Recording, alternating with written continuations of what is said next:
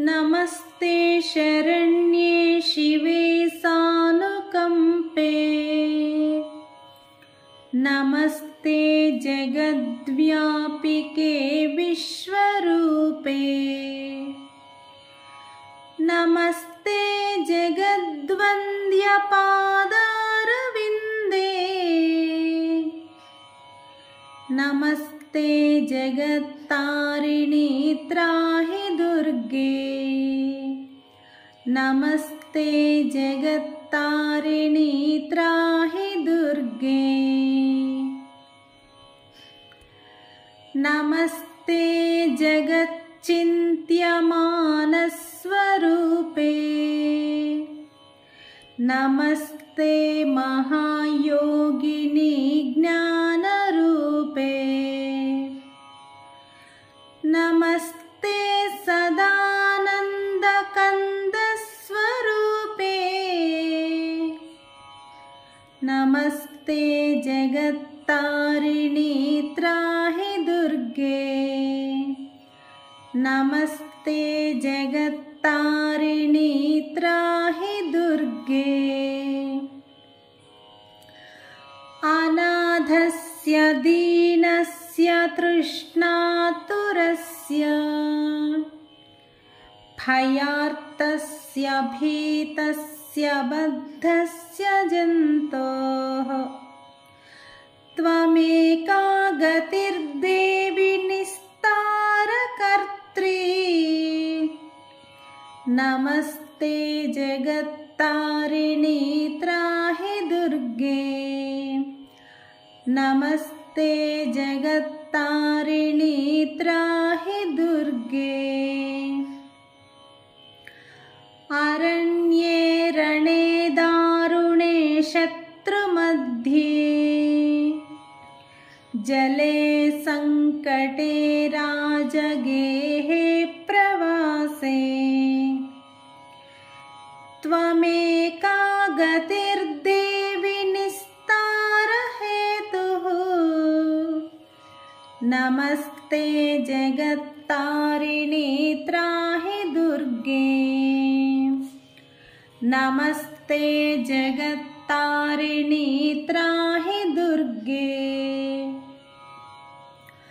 अपारे महादुस्तरेऽत्यन्तघोरे विपत्सागरे मज्जतां देहभाजाम् त्वमेका गतिर्देवि निस्तारनौका।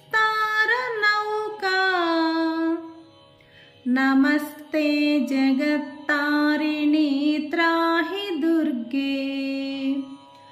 नमस्ते जगत्तारिणी त्राहि दुर्गे। नमश्चण्डिके चण्डदोर्दण्डलीला समुच्चण्डिता खण्डलाशेषशत्रोः त्वमेका गतिर्विघ्नसन्दोहहर्त्रे। नमस्ते जगत्तारिणी त्राहि दुर्गे।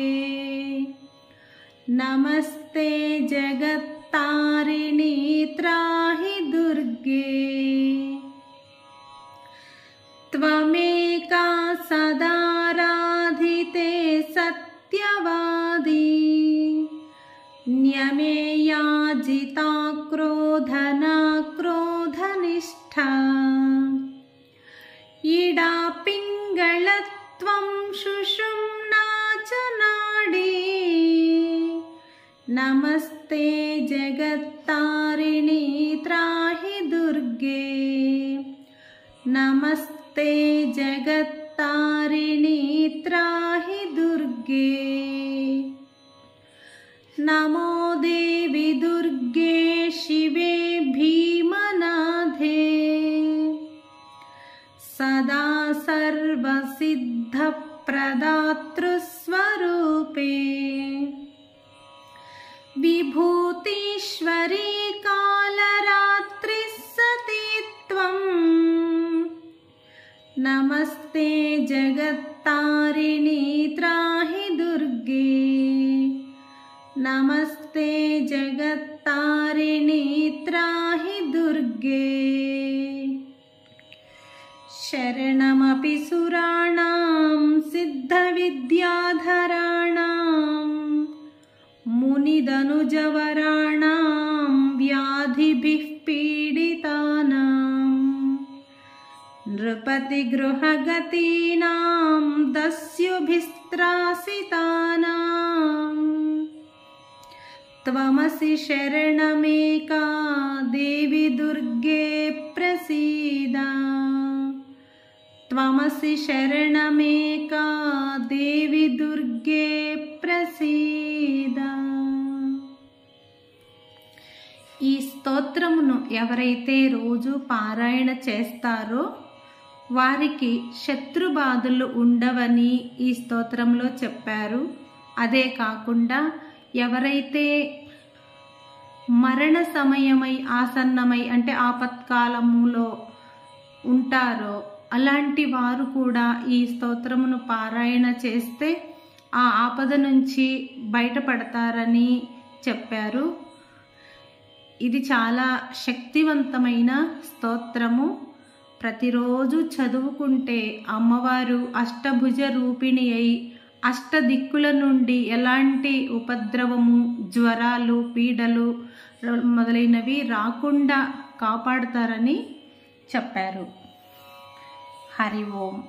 మీకు తెలిసిన వారందరికీ షేర్ చేయండి.